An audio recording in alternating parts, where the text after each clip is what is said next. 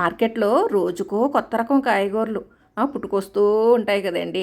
ఆ దేశానివని ఈ దేశానివని ఆ పోషకాలు ఉన్నాయి ఈ పోషకాలు ఉన్నాయని ఇలాగా ఎన్ని రకాల కాయగూరలు వచ్చినా కానీ మన దేశవాళీ చిక్కుడు రుచే వేరు కదండి. అందులోనూ మనం సొంతంగా పండించుకున్నాం అనుకోండి, గుప్పెడు కాయలు వచ్చినా కానీ ఆ టేస్టే టేస్ట్ కదండి. అలాగా మేము చిక్కుడు టెర్రస్ గార్డెన్ మొదలుపెట్టి ఇంచుమించు 6 సంవత్సరాలు దాటిందండి. అప్పటి నుంచి వేస్తున్నాం. అంటే నేలలో వేసి పైకి పాకించడమో లేదంటే కుండీల్లో వేయడమో ఇలాగ నానా తిప్పలు పడుతున్నాము.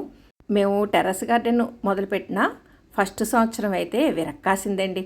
అప్పుడే నేను కొత్తగా యూట్యూబ్ ఛానల్ స్టార్ట్ చేశాను. పాత వీడియోస్లో మీకు కనిపిస్తుందండి ఆ వీడియో. గుత్తులు గుత్తుల కింద కాసేవి రెండు వెరైటీలు ఉండేవి. కడుపు చిక్కుడు ఒక రకం, అలాగే దసరా చిక్కుడు టైపు ఒక రకం అన్నమాట. తెలుపులాగా ఉండేది.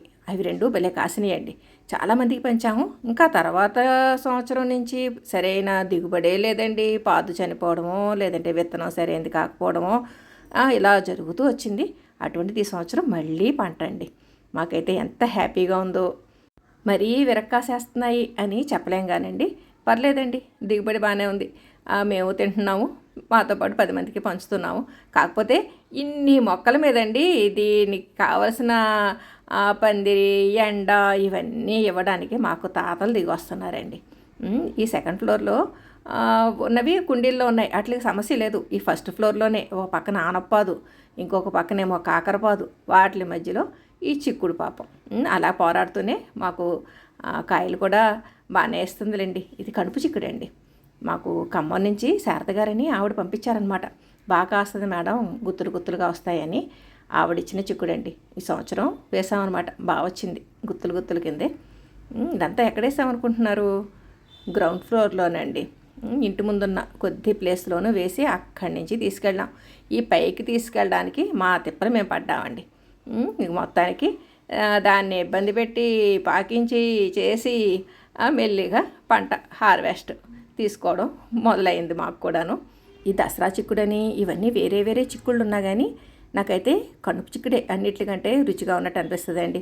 అది కూడా గుత్తులు గుత్తుల కింద కాసే వెరైటీ మన గార్డెన్లో వేసుకున్నాం అనుకోండి, మనకి శ్రమకి తగ్గ దిగుబడి వస్తుందండి. ఇదిగోండి గుత్తులుగా మొత్తం గుత్తంతా ఎండిపోయింది. విత్తనాలకి ఉంచొచ్చులేని నేను పక్కకు ఉంచేస్తానమాట. ఈ ఫ్లాట్ చిక్కుడు పెద్ద టేస్ట్ లేదండి. ఆ కాయలు కూడా తక్కువగానే వచ్చినాయి. ఇప్పుడు మీకు కనపడే దిగుబడి అంతా ఎక్కువ కడుపు చిక్కుడుతేనండి. కడుపు చిక్కుడు తెల్లగా గింజలుండి కొంచెం బఠానీ టేస్ట్లో చాలా రుచిగా ఉంటాయి. ఇంకో దేశవాళీ వెరైటీ చిక్కుడు ఉంది కదండి, ఇదిగోండి ఫ్లాట్గా, ఇది కూడా బాగానే ఉంది.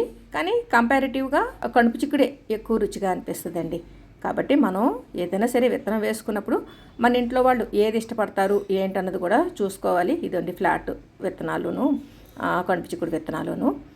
మనం ఏది పడితే అది వేసేసామనుకోండి, అవి ఒక్కొక్కసారి పీచు ఎక్కువగా ఉంటాయి. అలాగా ఉంటుందండి తేడా. ఇదిగోండి ఇప్పుడు ఈ చిక్కుడుకాయలన్నీ కూడా నేను సెపరేట్ చేసేసి కవర్లలో వేసేసండి. మొత్తం ఫ్రెండ్స్కి చుట్టాలకి వాళ్ళందరికీ కూడా ఇవ్వాలి. మేము ఇంచుమించు ఒక 3 ఇయర్స్ తర్వాత చిక్కుడు పండిస్తున్నట్టండి. ఎందుకంటే ఫస్ట్ బాగా పండింది అండి ఒక సంవత్సరం. ఇంకా తర్వాత సంవత్సరాలు ఏదో ఒక ఇబ్బందితో పండలేదని చెప్పాను కదా. అందుకనే మళ్ళీ సంవత్సరానికి విత్తనాలు జాగ్రత్త చేసుకుంటున్నానండి. ఏ విత్తనాలు పడితే వేసేసి అవి కాయక నానాయాతన పట్టం అయిపోయిందండి 3 ఇయర్స్ నుంచి.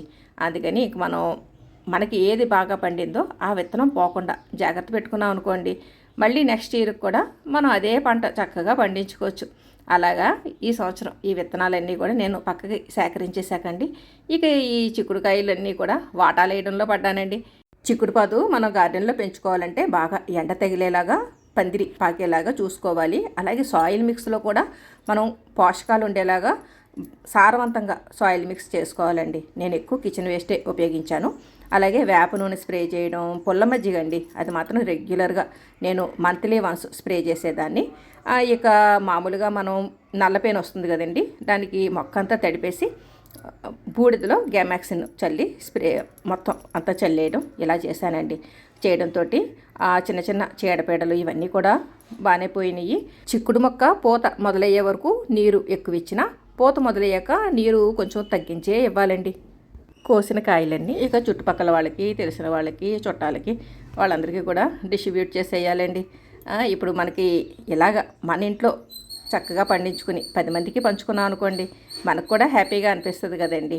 అలాగ మనం ఈ చిక్కుడుపాదు లాంటివి మనం అంటే మా చిన్నప్పుడైతే ప్రతి ఇంట్లోనూ చిక్కుడుపాదు రెగ్యులర్గా ఉండేదండి. వేరే కాయగూర మాట ఎలా ఉన్నా కానీ అటువంటి చిక్కుడిని మనం ఇలాగా మన ఇంట్లోనే పండించుకుని నలుగురికి షేర్ చేసుకుని మనం కూడా హాయిగా ఇంట్లో వండుకొని తిన్నాం అనుకోండి, చాలా హ్యాపీగా అనిపిస్తుంది కదండి. కాయగూరలు అవి డిస్ట్రిబ్యూట్ చేసినప్పుడు అండి ఎక్కువ తక్కువ లేకుండా కవర్లో వేసండి. మళ్ళీ నా దగ్గర చిన్నది తూకానికి ఉంటుందండి. దాంతో మెజర్మెంట్స్ ప్రకారం కవర్స్లో పెట్టేస్తాం అనమాట. టమాటోలు కూడా ఉన్నాయండి. ఈ చిక్కుడుకాయలతో పాటు టమాటోలు కూడా అందరికీ కొద్ది కొద్దిగా షేర్ చేయడానికి కవర్స్ రెడీ చేసేసానండి. దానికి పెంచడం ఒక ఎత్తు, పంచడం ఇంకొక ఎత్తు అన్నట్టుగా ఉంది కదండి. చూశారు కదండి ఈరోజు ఈ వీడియోలో మా ఇంట్లో మేము పెంచుకుంటున్న చిక్కుడుపాదు హార్వెస్ట్, అలాగే డిస్ట్రిబ్యూట్ చేయడం కోసం మేము చేసుకునే వ్యవహారాలు ఇవన్నీ. ఈ వీడియో పైన మీ అభిప్రాయాలు కామెంట్ సెక్షన్లో తెలియజేయండి. సర్వేజన సుఖినో భవంతు.